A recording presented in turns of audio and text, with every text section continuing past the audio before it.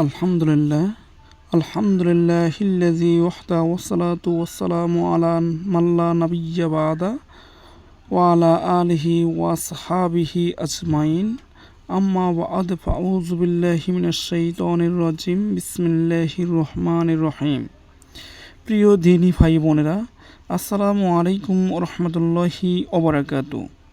আশা করি মহান পাক পরওয়ারদিগার রাব্বুল আলামিনের অসীম কৃপায় আপনারা সকলে ভালো আছেন। আলহামদুলিল্লাহ। প্রিয় ভাই ও বোনেরা, আজকে আমি আপনাদের জন্য হাজিরা দেখার একটা আমল নিয়ে উপস্থিত হয়েছি। বন্ধুরা, হাজিরাটা কি অনেক হয়তো জানেন না, ওরা অনেক হয়তো জানেন।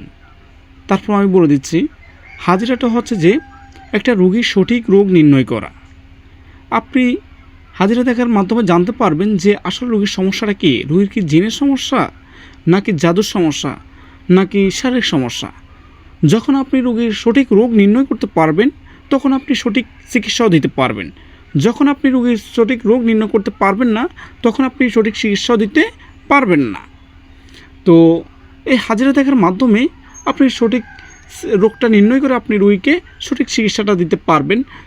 তো চলুন বন্ধুরা, আমরা আর কথা না বাড়িয়ে চলে যে আমল শুরু করার আগে বন্ধুরা, আপনাদের সবাইকে একটা কথা জানিয়েছি যে প্রতিদিন রাত 9টায় আমাদের 100% প্রি লাইভ তদবির ক্লাস চালু হবে ইনশাআল্লাহ।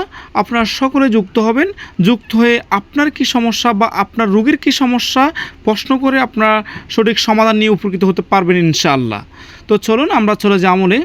বন্ধুরা, আপনারা সর্বপ্রথম আমলটি করার জন্য, হাজিরাটি দেখার জন্য আপনারা সর্বপ্রথম 2টা কাগজ নেবেন। এই যে এইভাবে 2টা কাগজ নেবেন। এই যে আমি যেভাবে নিচ্ছি এভাবে 2টা কাগজ নেবেন। নেওয়ার পরে একটার মধ্যে লিখবেন কি জিবরাইল আলাইহিস সালাম নাম। এই যে আমি যেভাবে লিখছি এভাবে সুন্দর করে একটা কাগজে লিখবেন যে জিবরাইল আলাইহিস সালাম নাম। আপনি বাংলা লিখেন বা আরবিতে লিখেন, কোনো সমস্যা নেই, লিখলেই হলো। আপনি যেভাবে লিখেন না কেন সমস্যা নেই। আরটার মধ্যে লিখবেন কি আজরাইল আলাইহিস সালামের নাম। লেখার পর তারপর বন্ধুরা, আমলকারী এবং রোগী দুজনেও অজু অবস্থা থাকতে হবে। দুজনেও অজু করে নেবেন। অজু করে নেওয়ার পরে রোগীকে আসন করে বসাবেন। বসানোর পর এই যে আপনি যে 2টা কাগজ আপনি একটাতে লিখছেন জিবরাইল আলাইহিস সালাম আর একটা আজরাইল আলাইহিস সালাম, এই 2টা কাগজ সুন্দর করে আপনারা করে নেবেন, বোর্ডে নেবেন। এই যে আমি দেখাচ্ছি, এই যে বন্ধুরা এভাবে বোর্ডে নেবেন। বোর্ডে নেওয়ার পর যে কাগজটাতে আপনারা লিখছেন জিবরাইল আলাইহিস সালামের নাম, ওই কাগজটা রোগীর ডান হাতে দিয়ে দিবেন। ডান হাতে দেওয়ার পরে রোগীকে বলবেন যে মুট করার জন্য। এরপরে আপনার বাকি যে কাগজটা যেখানে আজরাইল আলাইহিস সালামের নাম লিখছেন, ওই কাগজটা আপনি রোগীর বাম হাতে দিয়ে দিবেন। দেওয়ার পর বলবেন যে একইভাবে মুট করার জন্য। মুট করার পরে বন্ধুরা, আমলকারী মানে আপনি তো কি করবেন, ইস্তেগফার 3বার পড়বেন বা 7বার পড়বেন, যাই পড়েন না কেন সর্বনিম্ন 3বার পড়তে হবে। দুরূদ শরীফ 3বার পড়বেন এবং কি ইসমে আজম 3বার পড়বেন। এগুলো পড়ে নেওয়ার পরে আপনারা কী করবেন, বিসমিল্লাহ শরীফ, বিসমিল্লাহ আপনারা 19বার পড়বেন। গনে গনে 19বার পড়ে রোগীর ডান হাতে বিসমিল্লাহ আল্লাহু আকবার পড়ে ফু দিবেন।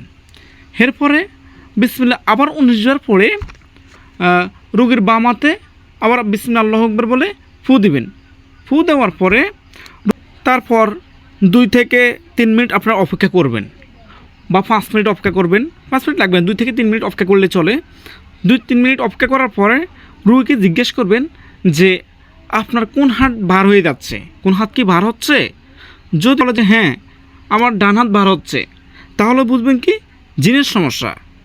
আর যদি না বলে যে আমার বাম হাত বার হয়ে যাচ্ছে বা বার হচ্ছে, তাহলে বুঝবেন যে জাদুর সমস্যা।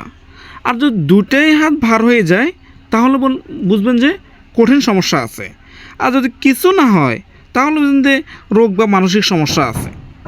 তো বন্ধুরা, আপনারা এভাবে রোগীর রোগটা নির্ণয় করে বা হাজিরাটা দেখার পর রোগীর যে সমস্যাটা পাবেন, ওই সমস্যা অনুযায়ী রোগীকে চিকিৎসা দিলে ইনশাআল্লাহ রোগী সুস্থ হয়ে যাবে। যদি আপনি জিনের সমস্যা পান, তাহলে জিনের চিকিৎসাটা দিয়ে দিবেন। আর যদি জাদুর সমস্যা পান, তাহলে জাদুর চিকিৎসাটা দিয়ে দিবেন। ইনশাআল্লাহ রোগী সুস্থ হয়ে যাবে। আর বন্ধুরা, আপনারা এই হাজিরার বিষয়ে যদি কোনো কিছু বুঝতে পারেন না বা বুঝতে অসুবিধা হয়, তাহলে আমাদের 100% প্রি লাইভ তদবির ক্লাসে যুক্ত হয়ে আপনি প্রশ্ন করে আপনি সঠিক উত্তরটা নিয়ে নিতে পারবেন ইনশাআল্লাহ। তো বন্ধুরা, তাহলে আজকে এই পর্যন্তই। ভালো থাকবেন, সুস্থ থাকবেন। আল্লাহ হাফেজ। আসসালামু আলাইকুম।